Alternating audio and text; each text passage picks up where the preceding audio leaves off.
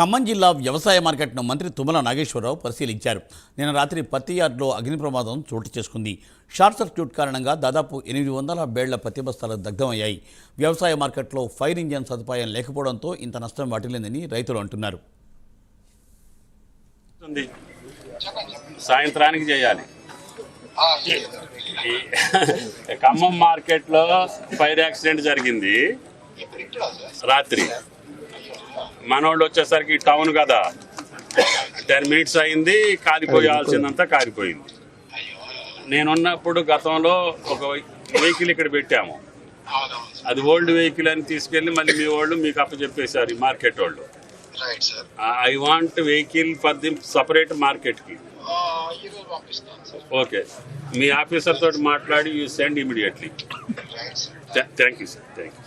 ఇది మున్సిపాలిటీగా మీరు ఎన్ని మినిట్స్లో వచ్చారు రాత్రి? మరి దాదాపు 10 minutes లో రీచ్ అయ్యారు. 5కే రావాలి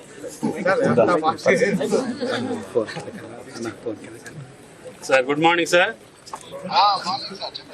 నమస్కారం. గౌరవనీయులు కలెక్టర్ గారు, కమిషనర్ గారు, మేయర్ గారు, జిల్లా ప్రెసిడెంట్ గారు, market committee chairman, vice chairman సభ్యులందరికీ, ట్రేడర్స్ అందరికీ, ముఖ్యంగా రైతులకి, పత్రికా విలేకరులకి, ప్రెస్ మీడియా ధన్యవాదాలు.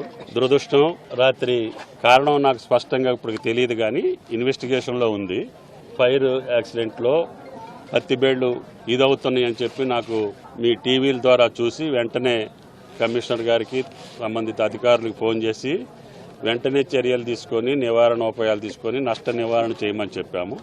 దానికి తగ్గట్టుగా ఫైర్ ఇంజన్లు వచ్చి 10 నిమిషాల్లోనే ఆ యొక్క ప్రమాదాన్ని వాళ్ళకి వీలైన త్వరలో దాన్ని నివారించడం జరిగింది.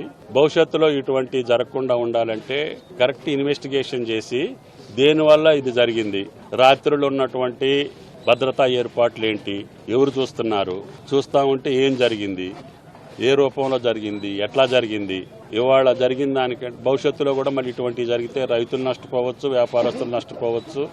దీనివల్ల పట్టణం మధ్యలో ఉంది కాబట్టి అటువంటి పరిస్థితి రాకూడదు. కాబట్టి దయచేసి కరెక్ట్ ఇన్వెస్టిగేషన్ చేసి రిపోర్టు ప్రభుత్వానికి ఇవ్వమని చెప్పాను. అటువంటి చర్యలు భవిష్యత్తులో జరగకుండా